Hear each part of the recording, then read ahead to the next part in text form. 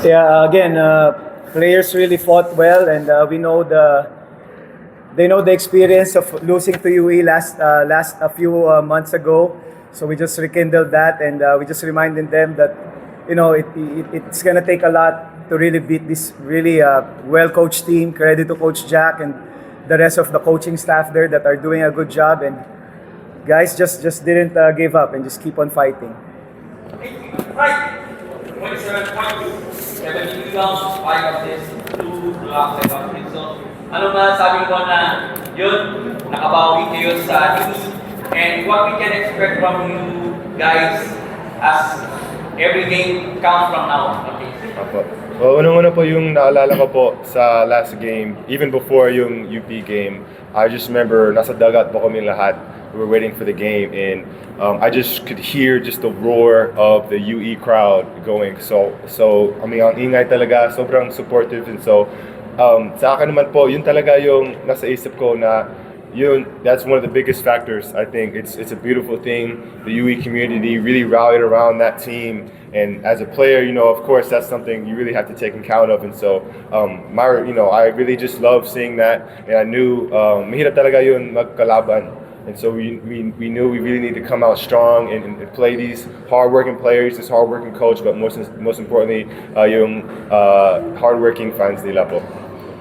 Mike, 2 boards, 10 po, 9.5 bounds, so 9 minutes, 17 minutes of action. So ano man, sabi mo na yung tiwala na binibigay sa iyo ni Coach Copex para sa game na ito.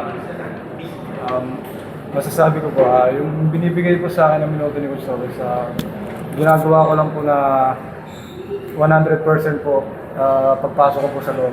And lagi lang po ako ready. Okay, the questions first for Mike and boys, guys. Anyone? Mike, kung nakadang ba si Precious sa'yo, na-fire up ka pa na rin, ano na lang din yung naging mindset mo nung nag-struggle si Baby nung first half? Mumuway, I mean, every time I go against that guy, he's just an energy guy. I think pwede ko masabi na siya yung isa sa heart and soul ng UE. And so, of course, when he made that play, I felt the UE crowd. But sa akin naman, yung mga tinuturo ni Coach, yung mga coaches namin, lalo si Coach Gian and si Coach Topex, in those moments, wag mo na mag-retaliate, wag mo na lumayo sa sistema just because gusto mo bumawi agad, di ba? And so, really just try to just stay the path, UE, we knew they're gonna make big plays like that. They're gonna make those hand-in-the-face threes, and so for me, just trying to do my best to kind of stay steady and really try to focus on the next play. And KQ, I know he's really, I mean, he's a dependable guy. Kahit nahirapan siya sa first half, alam ko he's gonna get his, and he's gonna give us that lift. And I think it's a testament to him. Even though he was struggling, even though he wasn't really getting his usual rhythm, he stayed the course, and we really needed that lift he gave us. And so he might beat himself up about it because it's not maybe not to his standards, but what he does for the team sometimes really doesn't run in the stat sheet. And so I'm really proud of KQ, how he just kept being that positive energy to the team, even though listen. Thank you. Mike, I think you already had a double at halftime. So we talk about keeping the Salle first in the Nipentang affair in the first half, and continue producing for them towards the end game where you pulled away. Yes po. Sa akin naman po, kung nakikita nyo lahat ng mga points ko o yung mga rebounds ko ay galing sa teammates, and my teammates are not going to get credited for coming off the ball screen hard, attacking one of the best shot blockers, Momoway, and freeing me up. My teammates really make me look good in those areas. I'm able to come in and try to and be my energetic self because of them. And so for me, it was kind of just highlighting their contribution, and that's what Coach always says. Those things don't show up in the stat sheet. When I roll and Josh David is sprinting his butt off to the corner, and JC is attacking hard with no fear, CJ, my guy, is attacking with no fear, then it just makes my job a lot easier to try to battle for those rebounds. Thank you. For boards, there are many expectations in you personally would have fit into the team. So far this season, how are you handling the pressure, the expectations on you? Nung first game po namin, medyo may kaba po ako na konti. Aminado naman po ako na may kaba ako. And sabi ko po kay Custodix na sa susunod na game po, babawi ako. And ayun po. And nung binibigyan na po ako ng minuto, babawi po ako, ayun po sabi ko sa sarili. Tsaka po para po sa pamilya. Mike, last week you faced against UAAP, this time around you faced Momoy. So can you talk about that matchup against Momoy and how did you handle or try to contain him throughout the game? Yeah, I was grateful. I was grateful talaga po for yung matchup, with Q and B. I think that really helped me prepare for another monster like Momoway. But me just trying to really study his game, more and more than his skill, more than his, camaraderie. He really has that grind mindset. And you can see, one game he played 40 minutes, he's averaging 30 minutes. And as a big, he's always active. And so that takes a lot out of a guy. And so first, coming into the game, I just, had a lot of respect for him. And I know that I really needed to bring my A game to really try to always battle with him. And I really want to shout out to him. Even in the heated moments, he was like, me and him are going back and forth. He was like, hey, keep going, and you got me, I got you back. And so more than the game, man, it's just that camaraderie from an energetic guy like him. It really kind of gives me energy as well. Okay, we will let Mike and Boris go. Congratulations. Thank you guys. Yeah. I'll stay po. Kahit wala akong tanong, dito lang ako po. Okay. Now we can ask questions also. Coach, several games you get high pressure. What does and then Salle University goes out. What does this say about the championship race? Well, we all know that this season will be the hardest for us. Just like what I always tell these players, that's what you get for being the defending champions. Every team will always come out with guns blazing every time they play you. So gone are the days that you're just gonna blow by teams because there's so much respect for you now, and that's just gonna make us better. These games will make us better. We'll learn from it. We'll grow from it. Just like sinabi ni Boris na nagkakamali siya dito, and that's what we want. We want it to make mistakes because based on those mistakes are the learnings. So a lot of these games will just make us better and make us stronger together. Now, Coach, tungkol kay Boris, what can you say about him integrating slowly into the team and you having another weapon off the bench? If for everybody that doesn't know Boris, he was supposed to be, he's eligible last year. But I told him if he could still wait for one more year because those times nandun si Mark Nonoy, nandun si F. So he waited for that one more year to just get better and trusted us that we're gonna give him this opportunity. And he's just showing it right now. Obviously, bata pa, marami pang baby fats. Pero even the way he decides, sometimes there's still bata pa talaga, but you cannot just not take notice of the fight that he has. Alam niya to na ginagawa niya to hindi lang para sa sarili niya but para sa pamilya niya. Kaya talagang maaasahan mo tong bata. And then siguro malaking bagay din yung meron siyang mga kuya sa court na pag nagkakamali siya, sinasabihan siya. So I think that's really important in a team that you take care of each other. Boris, ano naman sa mga sinabi ni Coach namin yung opportunity ko right now? Yung opportunity po yun na yung sobrang sarap po sa pakiramdam na binibigyan ko ang opportunity ni Coach. And yung bawat game ko po, binubuhos ko po talaga para po sa tatay ko. Kasi po yung tatay ko namatay po ngayon year lang. And sabi ko po sa sarili ko na bibigay ko po sa kanya yung bawat laro ko po.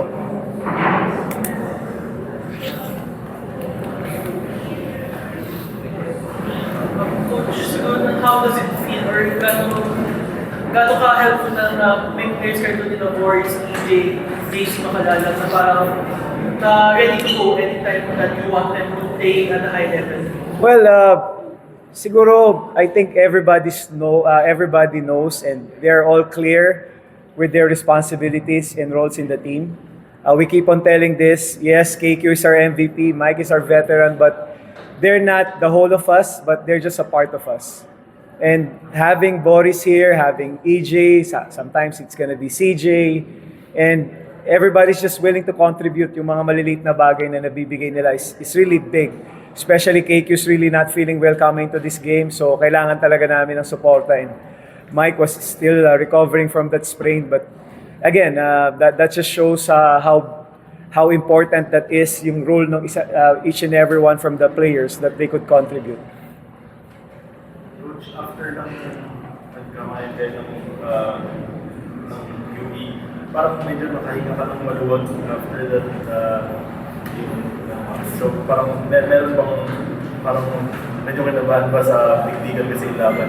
Well, it's not really again, there's so much to that feeling, but I just love the way these guys really fought.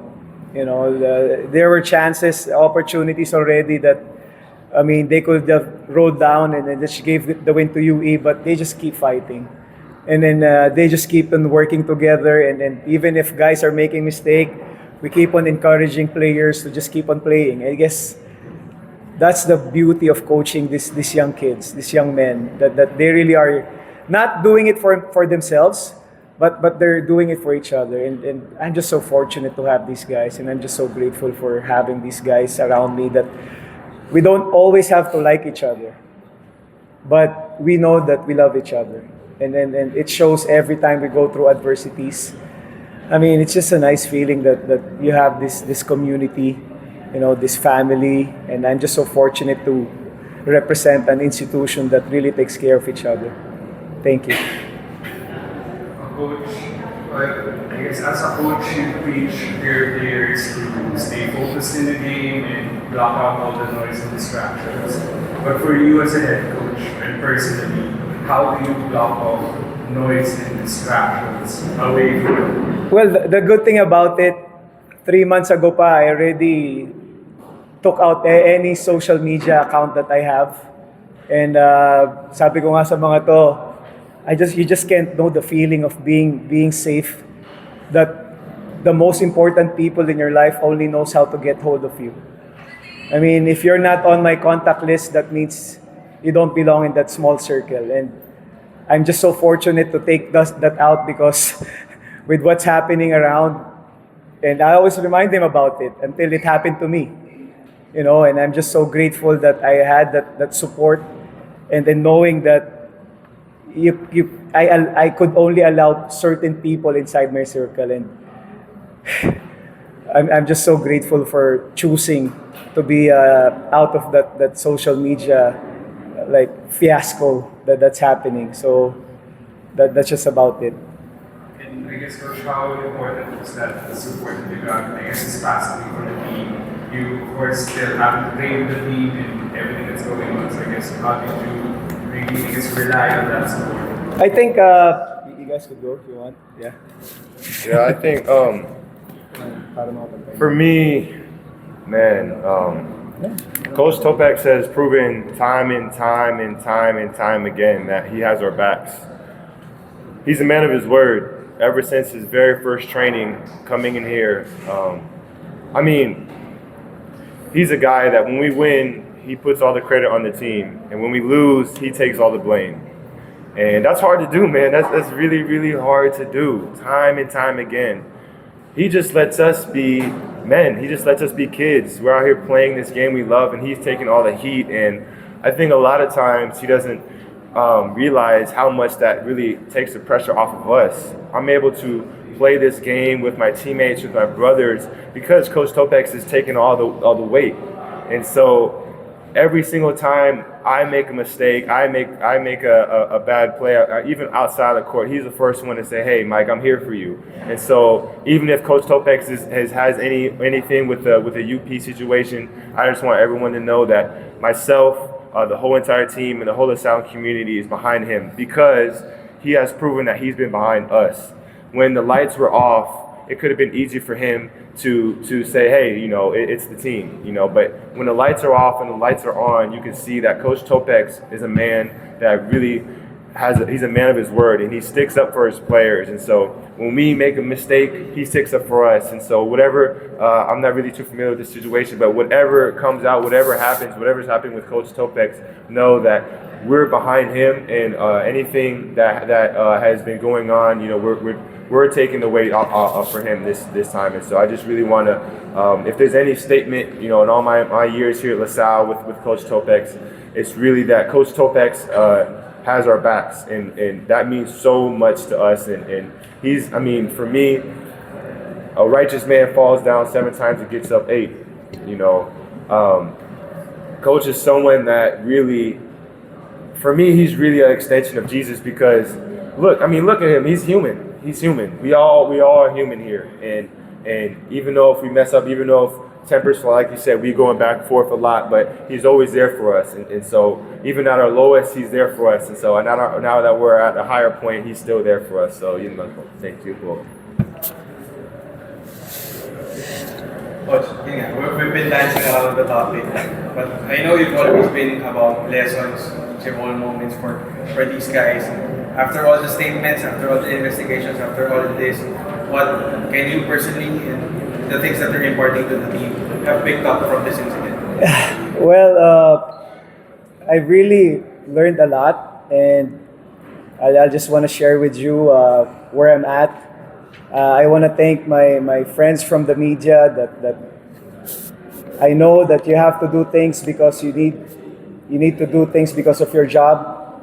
You know, you need to, for the social media people that needs to have likes and need to have followers and has to do things that hindi man lang ako kinuha na ng statement and made those stories. I want to thank you. But I also want to thank my real friends in the media that respected my space, respected my silence, and didn't came out with any story that's not one-sided. I know who you are, and I'll be forever grateful for you guys.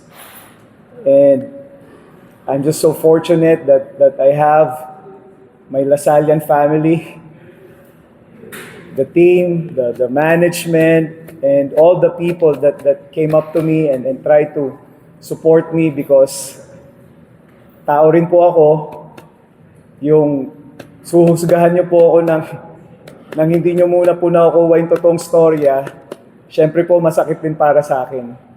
But nakikiusap lang po ako sana na wag na po tayong maglabas or magbatuhan ng accusation, because we are playing this game of basketball and we just wanna enjoy it. And nakikiusap din po ako sa mga tao na tumulong sa akin. Maraming salamat po.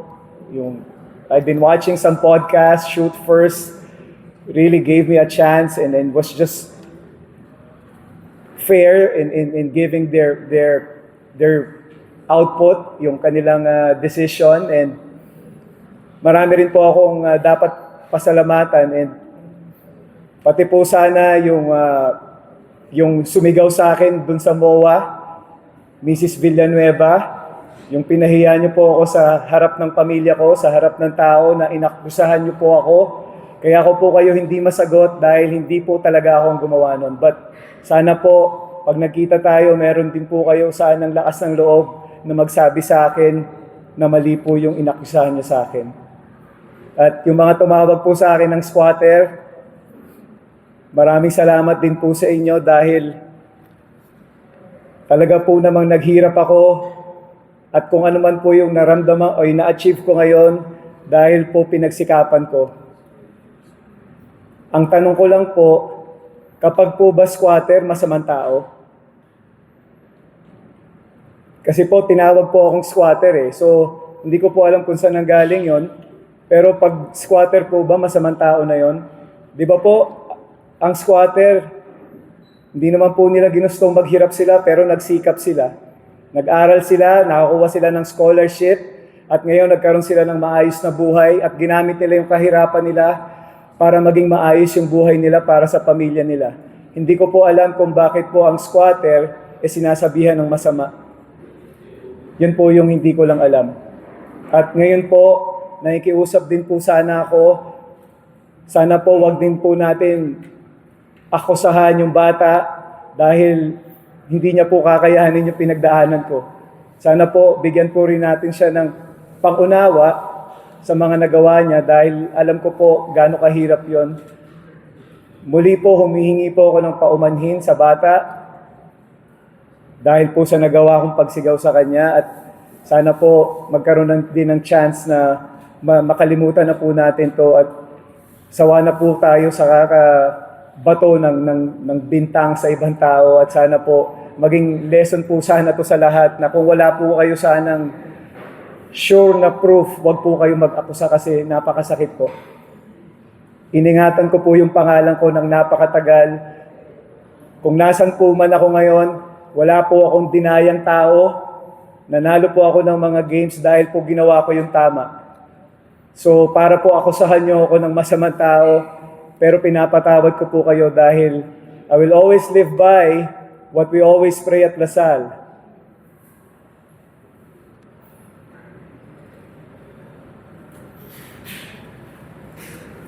I will continue to do all my actions for the love of you.